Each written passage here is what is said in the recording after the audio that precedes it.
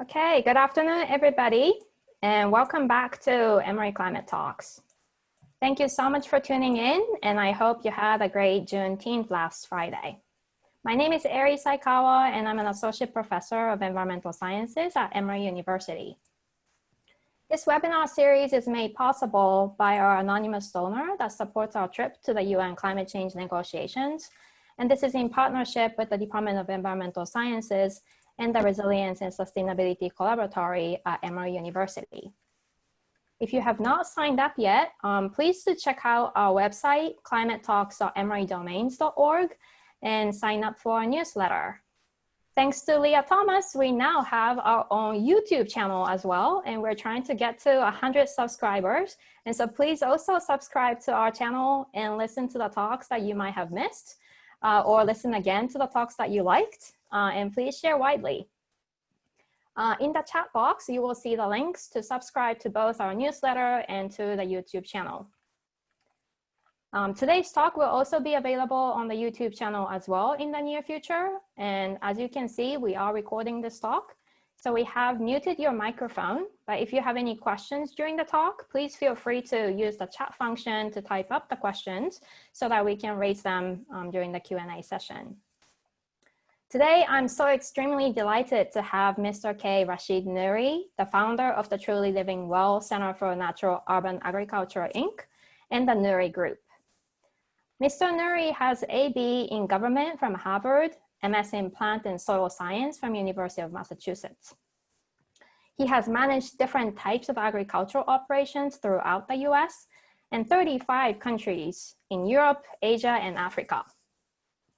Today, we'll test a different format with a little bit of Q&A from myself and the answers obviously from Mr. Nuri. And then I will open up for discussions.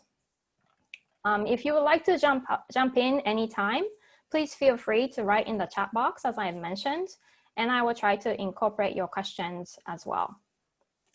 So let's begin. So Rashid, thank you so much for coming to speak with us today.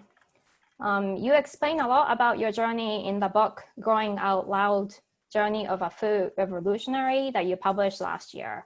For those of you that haven't read it yet, I highly recommend. And maybe we'll put that in the chat box as well so that you know what I'm talking about. Would you mind telling us a little bit about the history of how you became interested in organic farming and the foundation of what became the Truly Living Well Center for Natural Urban Agriculture? Sure. I also hear that the documentary about you called Seed has already won several awards. Can you also tell me a little bit about that? Oh, I'd be glad to. Greetings, everybody. It's nice to be with you today to have this opportunity to share some thoughts and address some of the issues and questions. Yeah, I've been very fortunate. We did write a book. It's called, what's the name of my book? Growing Out Loud, Journey of a Food Revolutionary.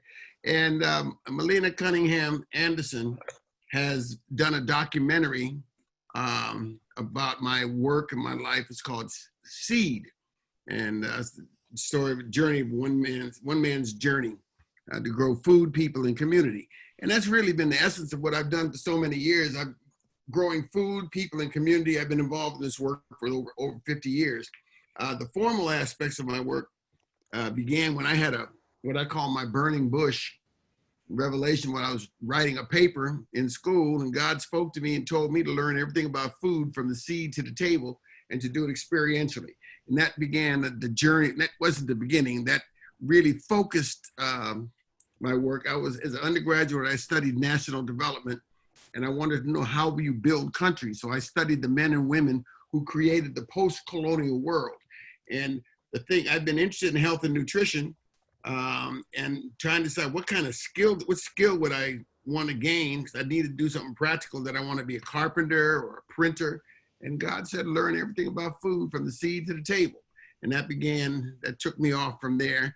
I went on to grad school to get to learn a little bit about plant and soil science. Had to unlearn what they taught me at the University of Massachusetts, because it was a big ag, chemicals is what they taught. And I was interested in the natural organic agriculture and been doing that work. The very first work I did out of school turns out to be the very same work I did here in Atlanta, working with children in schools, building community gardens, and we have twice built the largest urban farm in the metropolitan area.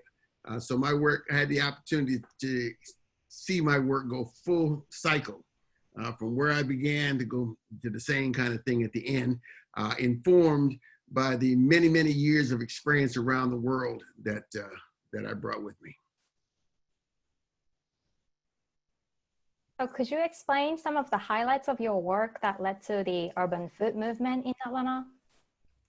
Highlights. Well, I don't know how I'm going to approach that. I mean, I started. My mother called me her city-born countryman. I'm her educated farmer. You know, I grew gardens in San Diego is where I began, and as I said, working with the children in schools, we had an urban farm there. But I have managed. I've just some of the things that I've done. At one point, I managed 13,000 acres of land, 3 different farms in Georgia, Alabama. I have ran a soybean processing plant for Cargill, economic analysis with them, went to Asia as the regional investment manager, and that gave me the opportunity to view and experience local food economies and all over Asia. Went from there to Nigeria and built a company. Greenfielding is what we called it.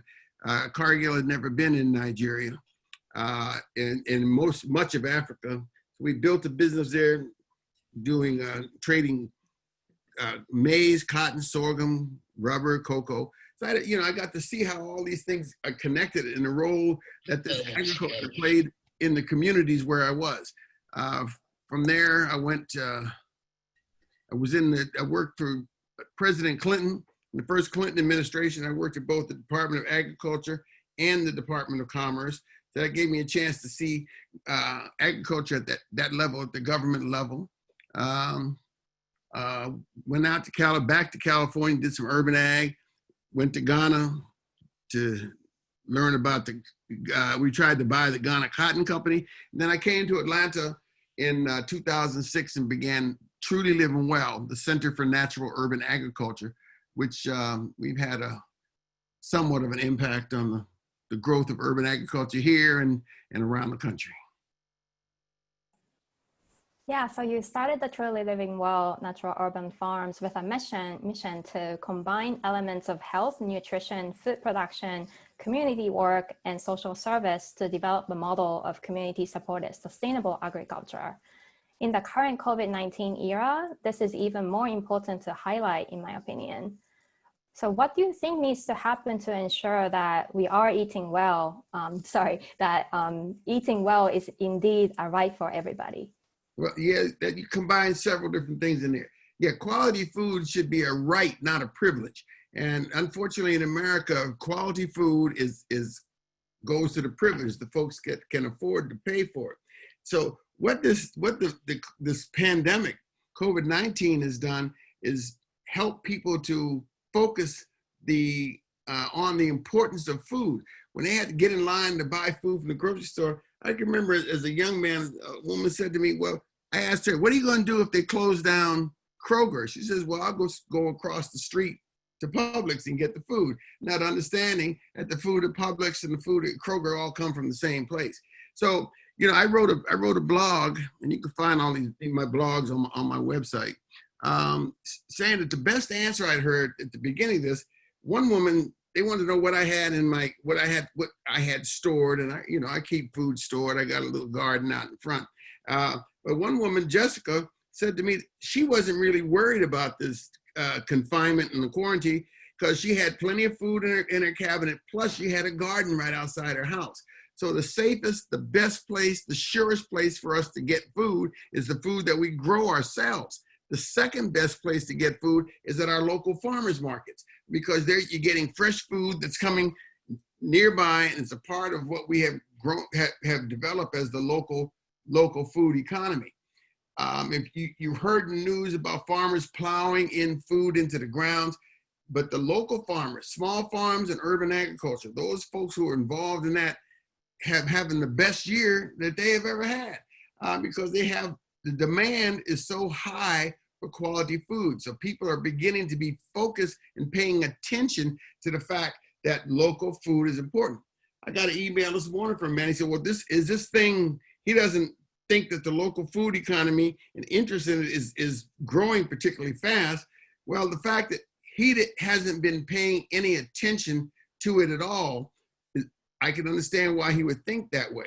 But I've been involved for 50 years, so I see where we began when community gardens, organic food, nobody was interested. And you went to the stores that had it, it was all ugly, dirty food with holes in the things, because people didn't really have the experience in how to grow food naturally. So this has had to be learned.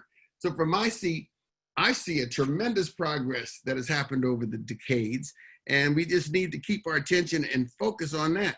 We stop and consider that 82% of Americans live in urban areas. Where are they gonna get their food from? And the breakdown of the system because of this quarantine is proof. All those Aramark and Cisco and all those big food distributors, they had a problem. They can't get the food, people. That's why you have all over town, Atlanta where we are, all over town, you have folks distributing baskets of food as a way to get it to people so they can have some and be healthy.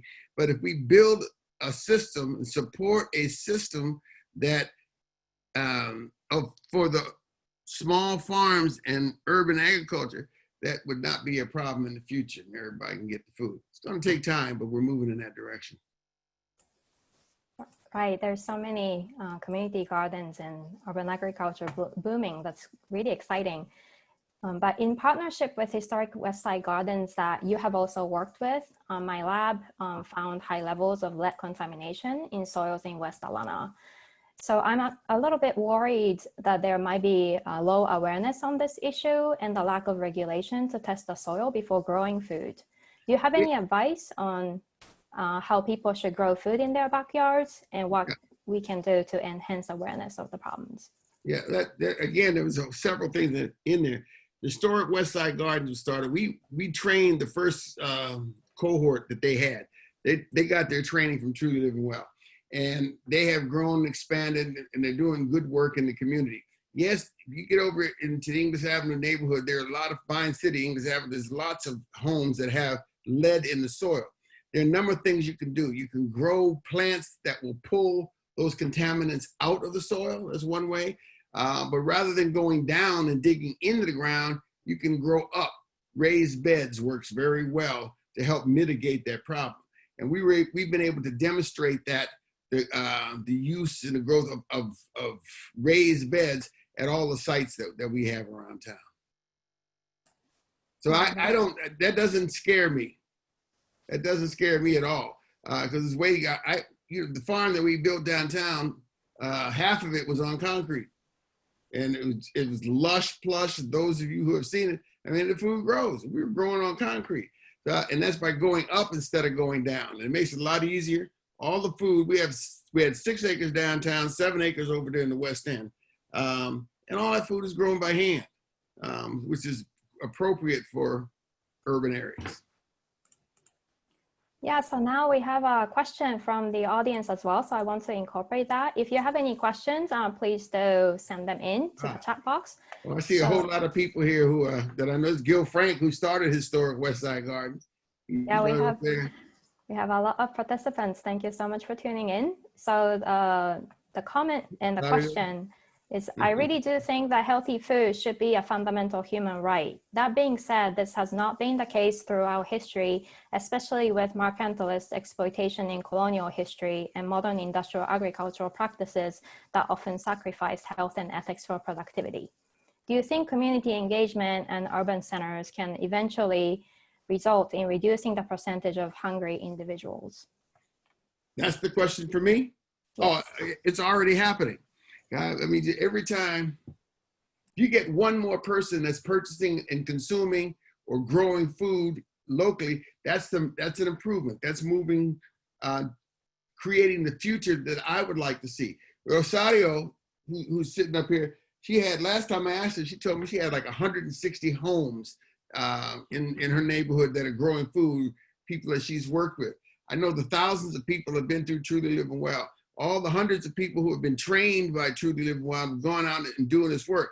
So it's a slow process. But as I said earlier, for me, with the perspective of 50 years, I see how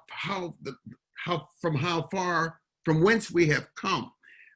So every day, anybody else that becomes more and more aware, I have people coming to me, and I know that's true of many of the participants here in this seminar, who see people who are becoming aware of the importance of their food. So back to the right. It's criminal, the fact that we have communities in all the cities where people do not have access to quality food. And the U.S. Department of Agriculture has labeled them as food deserts. And I truly dislike that term, because immediately you say food desert, you start thinking of people of color in poor neighborhoods where the only fresh food they're going to get is the banana and apple from the gas station. And that's absurd. If the distance that poor people have to travel to get to quality food is no different than folks that live in the white folks that live in the rich neighborhoods. The difference is, if you live in the rich neighborhood, you can rich people jump in their Mercedes, you can drive the food, get the food, but poor people have to take buses and trains and walk to be able to get the quality food. So it comes down to an issue of economics, of education, of providing equity and justice in our society. Those are the issues that need to be addressed.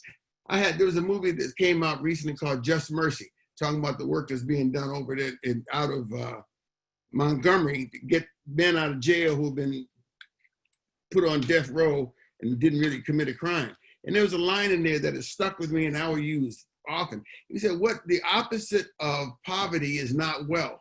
The opposite of poverty is justice. Right? And if we have justice and equity, then we wouldn't have to worry about people. We have to work to create justice and equity in our society so that people can have access to the quality food, quality education. We live in the richest country in the entire history of the world. But you drive down the street and see people who have no homes, no health care. Our education system is not the best in the world, despite us being the richest country in the world. And we do not look out for ourselves in the way that we do. I mean, you're the richest country in the entire history of the world, and you got people who are hungry. You got people who have to live under bridges. Down there at the intersection with the cross between 75, 85, and 20, you got a community down there now where people have tents. Somebody had the heart to donate tents so all those folk would not have to be out in the elements every day. And I think that's just a wonderful thing. At True Living Well, we never locked the gates when I was in charge, because I felt that, someone's hungry and they come in there and get some fruit off the trees. That to me was great. That's better than going down to the corner and buying some of those honey buns. So we just have to create a society that is equitable, that's fair, that treats people with justice. And I think that that's what we're seeing now is a greater understanding, a greater concern, a greater sensitivity by the general public to some of the issues that have been plaguing Black and brown people for a long time. So if you actually see somebody standing on someone's neck, you get a picture of someone standing on someone's neck till they die, that has had a tremendous impact. And people have reacted to that for the most part in a positive way, but people have reacted.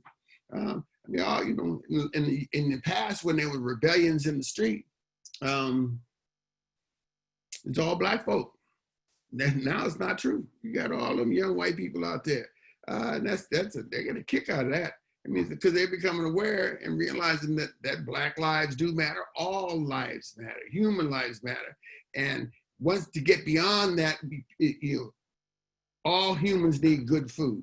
If you're going to build a community, you have to be able to feed, clothe, and shelter your people. I could not be a husband or a father if I did not provide food, clothing, and shelter for my people. And as a nation, we need to do that same thing. And I hopefully we're moving towards that.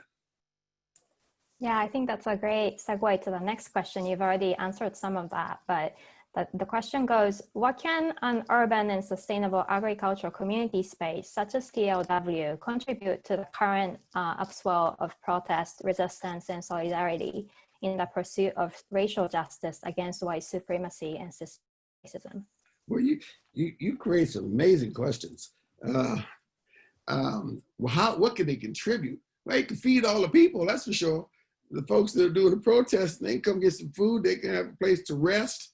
I think it's the concepts that underlie the work that we have done help to fuel, certainly intellectually as well as nutritionally, the thought processes that are going on. There has to be change, there has to be movement. And I think in the world we live in today, we cannot stand still and continue to allow the crimes that have been committed, the inequities. I think this is one of the things that our president has forced people to do, stand up. One way, on one side of the issue or another, doesn't make any difference. You got to stand up and work towards that which you believe and do it with excellence. I think that, yes, I wear a bracelet to my son that says excellence across there. All the work that we do, that's the most revolutionary thing you can do, is bring excellence to any kind of situation. And people can no longer sit down and just be complacent around the issues that are facing us. You have to make a choice. You have to make a decision. And I think that is great. And the work that we have done has helped folk to do that. There were times when people would complain if they saw somebody growing food in town. Because it's only, the whole concept of green lawns it's amazing. But a lot of that came out of Europe. The aristocracy could have big, long greens and all them and beautiful gardens because they didn't have to produce food for themselves. But that time is gone. We need to be able to produce and take care of our health, take care of our wealth in the community, and all begins and ends in the soil. So next question asks, can you please speak more about your vision for the new American city, and specifically how urban ag efforts moves us to that vision? Oh yeah, I've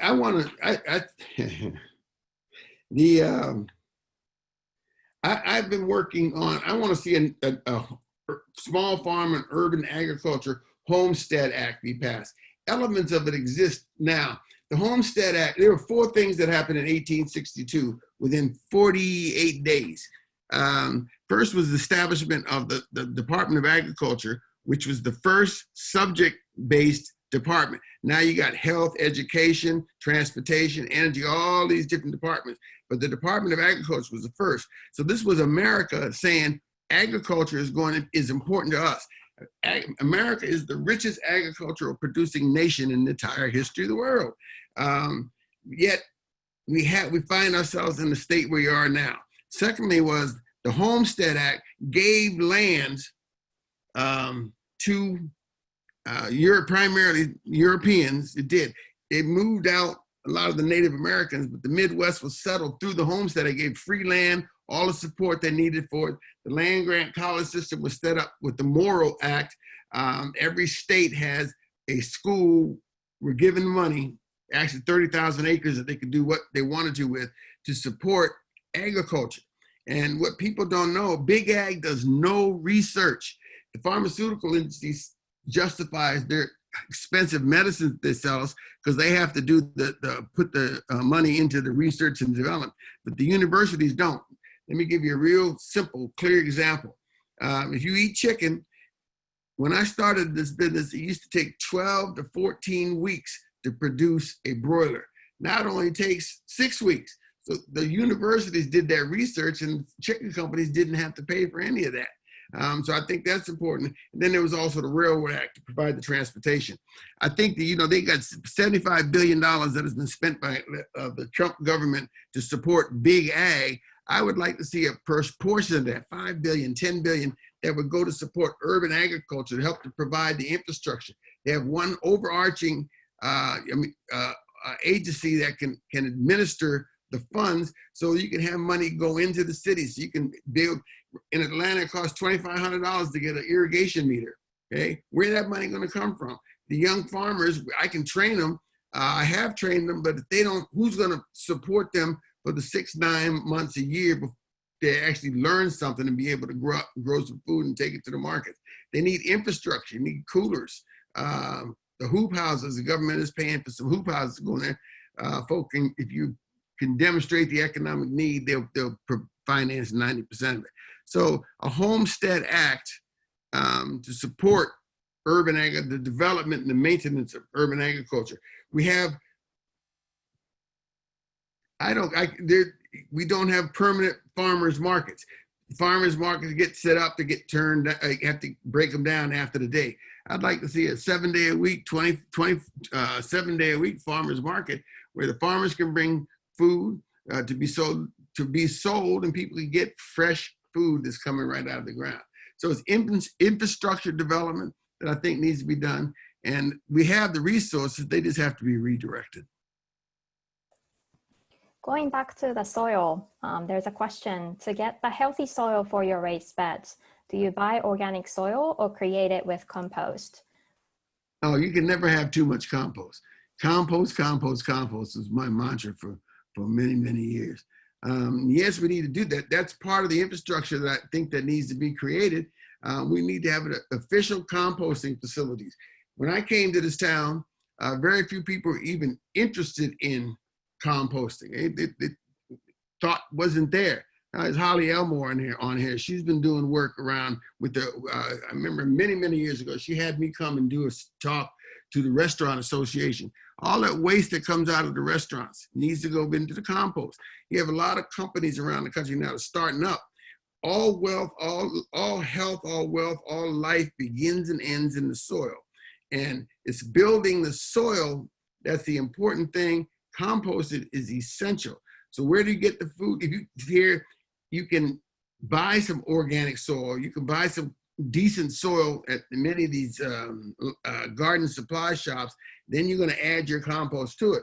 But if you have a municipal composting facility, a municipal composting site, then folk could go there and get it, pick it up, take it home, grow it, put it in raised beds, put it on the ground, and just have access to it.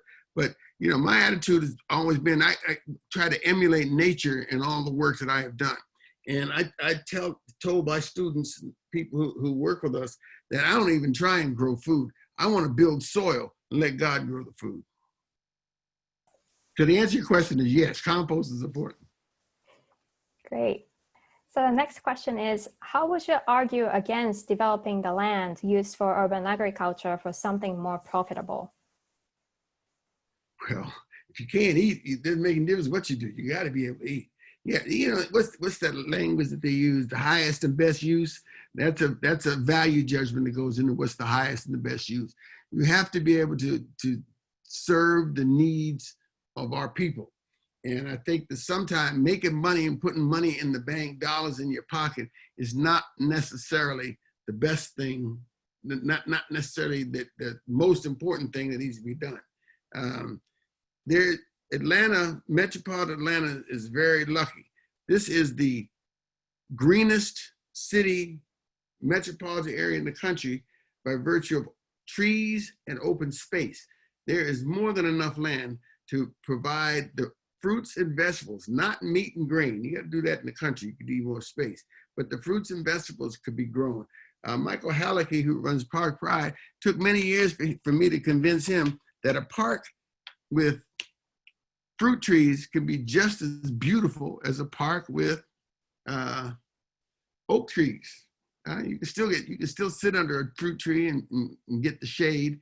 And we need to look at it that way. And if you grow fruit trees all over the city, a lot of folk who are hungry can get some fruit. They can harvest it. We need to think more along the lines of what civic interest, and not just how much money we can make. That's my opinion. The next question is, how do you get young people, especially African Americans, to view work in agriculture as progressive rather than regressive career choices? That's a great question, particularly in the context of what's going on today. We start with the children. We've been working with the children in schools. There's a number of programs that have been doing that. People, If you take it, when a child comes out, plants a seed in the ground, see the miracle of the plant breaking through the surface, grows to fruition. They eat that fruit. They can bring their parents out and say, Mommy, Daddy, look at what we have done. And everything begins and ends with the children. I mean, we have to work with them. I had a problem in my own family. One of my son's brother-in-law would not bring his sons out to True Living Well because it said it reminded him too much of slavery. But if we understand what the true basis of wealth is, the problem with this, one of the problems that at the end of slavery is that those enslaved people ended up with nothing. They had no land, right? No tools, no resources, begin to take care of themselves. But it was on the backs of Black people that this country was built. Right? So the notion that it reminds us too much of slavery, I don't ever want to forget that vicious institution that enslavement is and was. But I also come out of that knowing that the best way to solve the problems, many of the problems that were created by enslavement, is by having ownership and control over land and the resources from the land so that we can support ourselves. Does that make sense to you? Good. Yes, that makes a lot of sense. I think it also links quite well to the next one. It says, I appreciate you talking not only about food production, but also about gardening education. I used to organize many gardening classes as a meetup group organizer and was surprised by how many adults have no idea about the basics. I believe the problem is rooted in childhood activities. I got most of my knowledge from spending summer vacations in my grandma's village, and fewer children nowadays get that practical experience. Even in the schools with the garden growing plants, it's mostly parents and teachers' responsibility. From your experience, what are the ways to make kids excited and interested in agriculture? Let them get their hands in the soil, let them become grounded. I tell you, when I started in this work, I would bring out restaurateurs, chefs, and they say, oh, that's how carrots grow. I had no idea what it looked like, where the food came from, and what it looked like. This is a true story. It's a good joke, but it's true. We were in an elementary school over here. We were talking to the children about the food, and they said, where does chocolate milk come from? And chocolate milk comes from brown cows. People have no idea where their food comes from.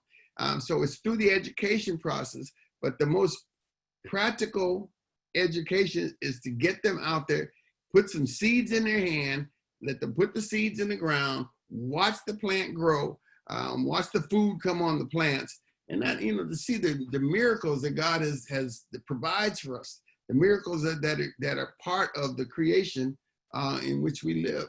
So doing the work, there are a couple of ways that you can go about organizing. One is to gather people, have them sit down and talk about what we're going to do and convince them. And that works. There's a lot of tremendous examples of how that works, and people haven't done that.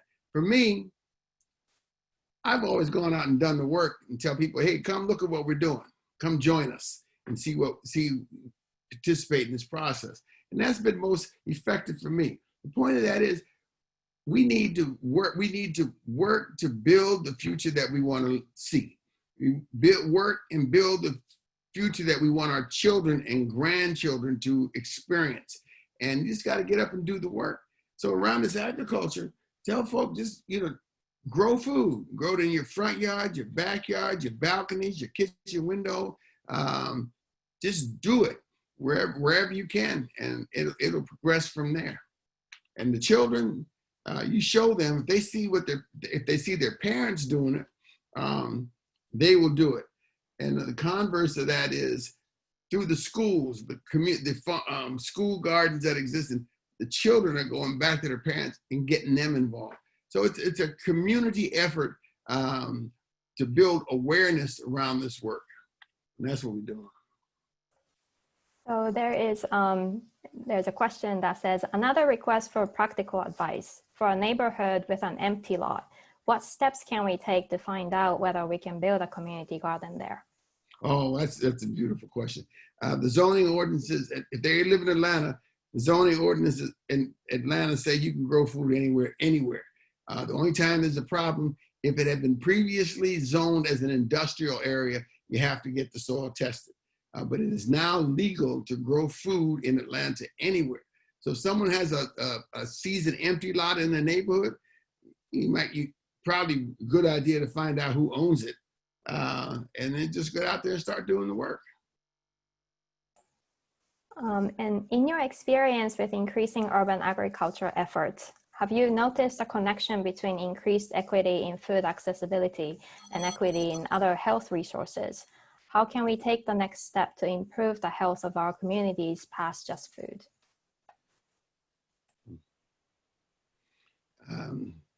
That's complex. Just keep doing the work. Everybody, see, I think that food is a central interest. And out of the urban agriculture, what I tell people is that urban agriculture can help address any problem that we find in urban areas. Education, creating jobs, beautifying the community, lessening crime in the communities. And as far as the health is concerned, quality food is the beginning of good health. Just growing the food, bringing folks together around that soil. And I think that if someone has a specific interest in a particular area, it can balloon from there or grow from it into what they want to do. But let me try that again. If you're interested in health, pursue that. If you're interested in the educational aspects, pursue that. But all of that can come from a garden that has been built in the community. So Rosario asks, how can we organize the local growers to work together instead of each of us doing our own thing? Yeah, we've been talking about that, huh, Rosario? It is difficult getting people to cooperate. So many, what I tell people, it's amazing how much you can accomplish if you're not concerned with who gets the credit. And I think that's one of the big issues. Everybody wants to get the credit for the work that's being done. And that's not the way to begin with. You got to just do the work. We have a number of groups that are sitting down. People are beginning to talk more and collaborating and cooperating. This pandemic has brought a good number of groups together to discuss how they can help feed people. That's why you see all these baskets that are being distributed. They're not all coming from one farm. There are a lot of people, a lot of organizations who have come together to do this. And I just saw Georgia Organics just yesterday issued a statement that and their commitment to providing justice and equity in the community. I think these are good things. So to be more specific, Rosario, since you understand it, I understand it. We have to just make sure that we're just walking our talk. If we want to collaborate, we think collaboration is important. Make sure that we sit down and join with others, collaborating to move this work farther. There's an old African proverb. If you want to go fast, go by yourself. If you want to go far, you got to bring people with you. That's a great proverb. So the next question is, one of the reasons young people may not be attracted to agriculture, or even multi-generational farmers are not keen on their children continuing on the land, is that it is very hard to make a living as a full-time small-scale farmers, given our policy and economic and climate environment. How can we make urban farming more viable as a livelihood? What are the policies that need to change and we should lobby our elected officials for? What do you want to see in the next farm bill?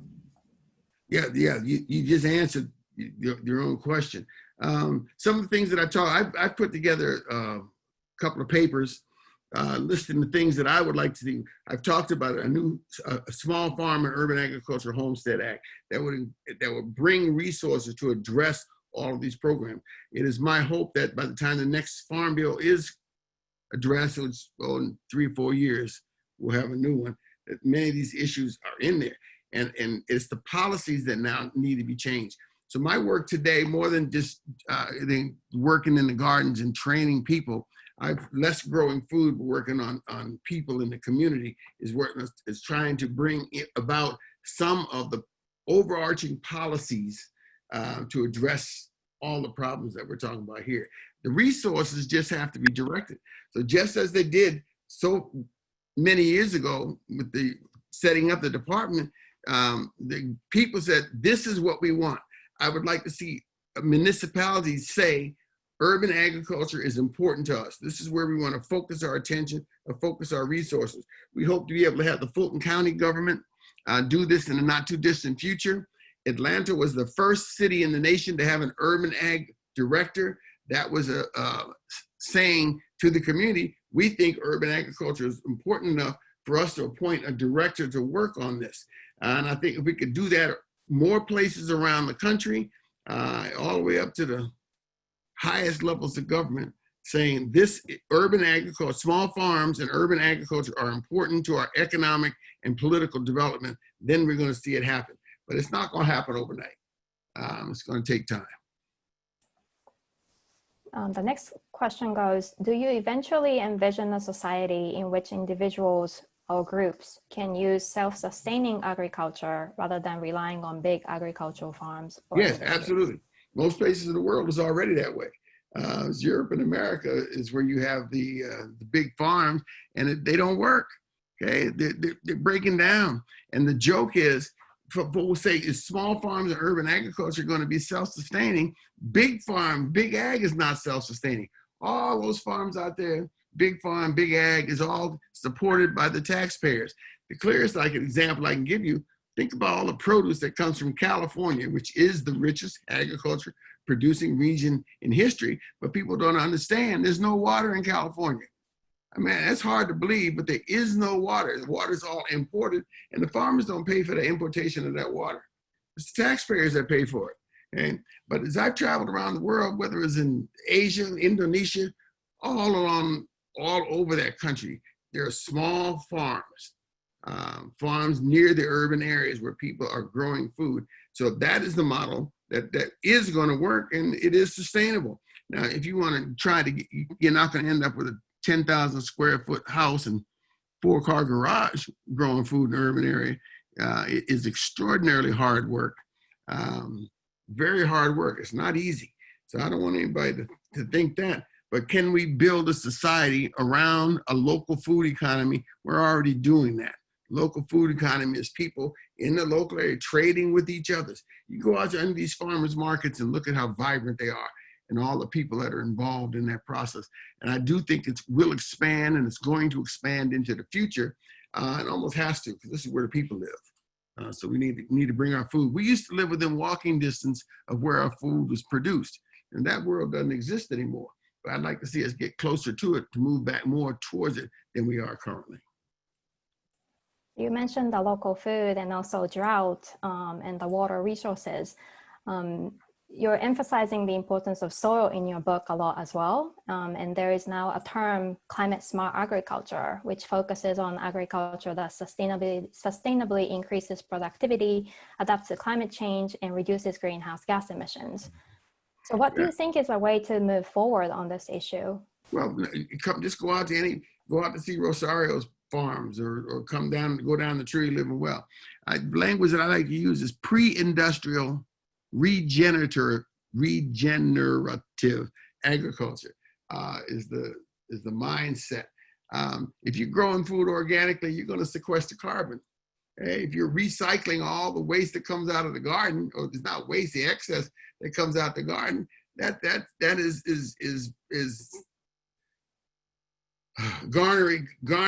what's the word I want? Saving resources. You know, we're doing the things that you named. I think one of the problems that I foresee is too much science and technology.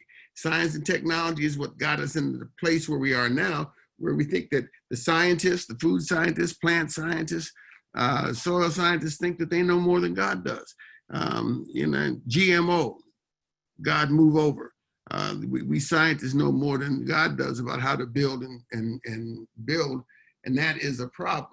So we have to take a pause, take a deep breath, and grow our food in ways that are beneficial to the community and beneficial to the environment.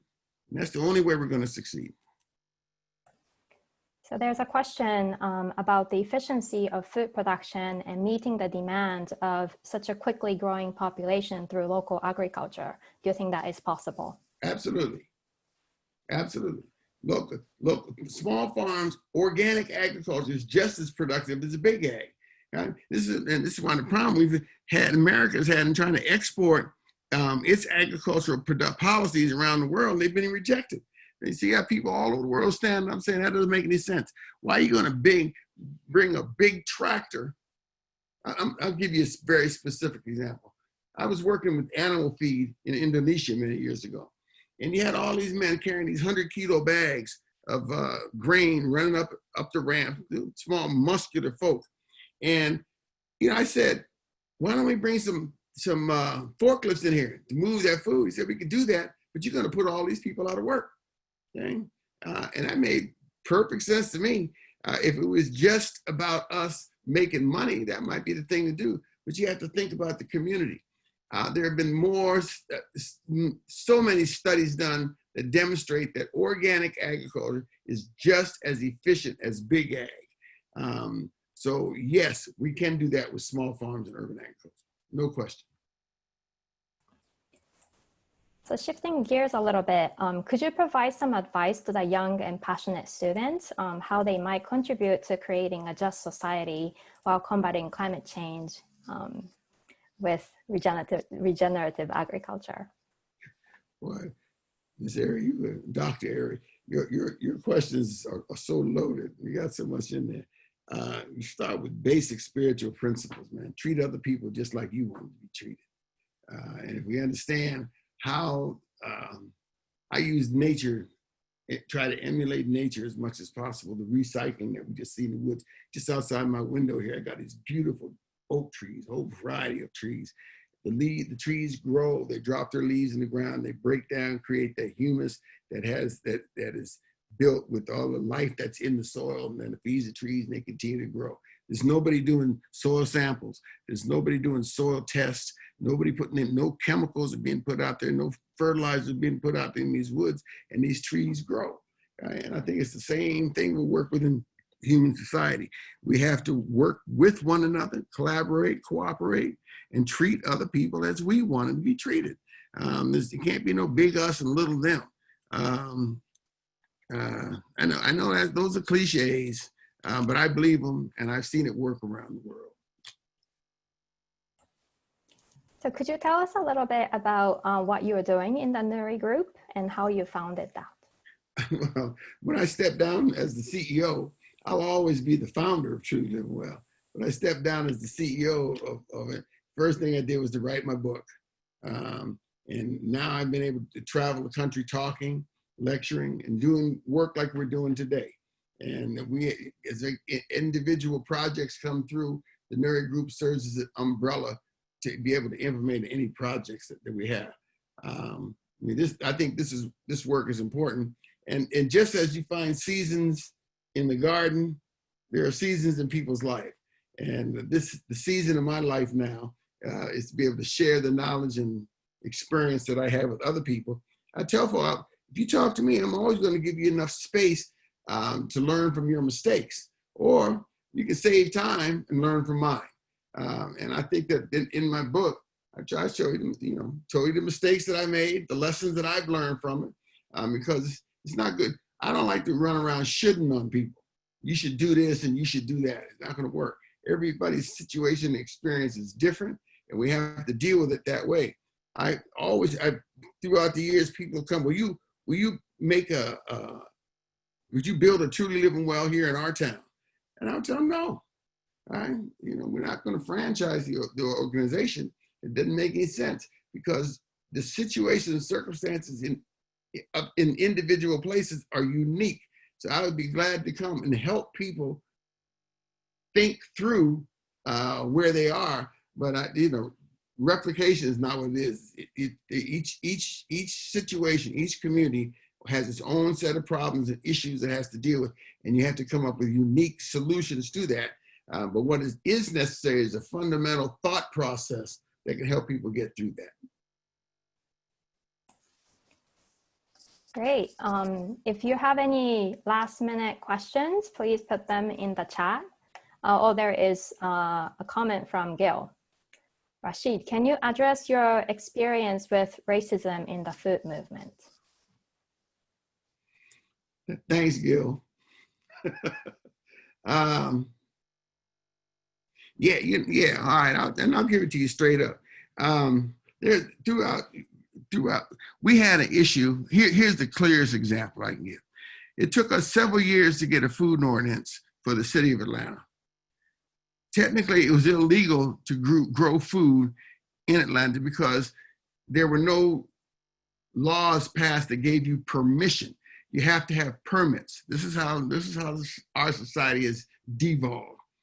And a group from Emory, Mindy Goldstein, who's a wonderful woman, does great work at the Turner Center there. She was charged with doing the drafting and brought a finished product to the meeting through the Atlanta Local Food Initiative. Said, here it is. And I objected. I said, there's a problem with this because you have not involved the farmers in the conversation about the laws. And at that time, most of the urban farmers in metropolitan Atlanta were Black. So I got accused of making it a racial issue, and the issue was you did not get farmer input into the construction of these laws. And there's a woman named Susan Pavlin, who's a tall, blonde-haired, blue-eyed white woman, who stood up and told the group, she said, Rashid is right. You can't go down and try and pass this bill, and you have not involved the farmers in the subject. So the point of that, had I been a white boy standing up there making that issue, it wouldn't have been a question. I wouldn't have been challenged. So throughout every step along the way, I have been challenged. And that's what part of my work has been to do the best I can to break down these barriers. I was so pleased to see what Alice Rose just published as a Georgia Organics commitment to making change in society. And when I first got involved with Georgia Organics, it was a lily white organization. So for me to stand up and advocate for these issues over the years, being able to break down some of the doors and the barriers that have existed has been my attempt through my work and my commitment to equity and justice to bring that in. At this stage in my life, I'm not interested in protesting. I've done that as a young man. I'm 72 years old now. So I think, and what I've tried to do is, what I have done is work to build the world that I want to live in and want to see my children live in. And, and in a number of quarters in this town, I've gotten some respect for that. To ask Gil, did I address your question, Gil?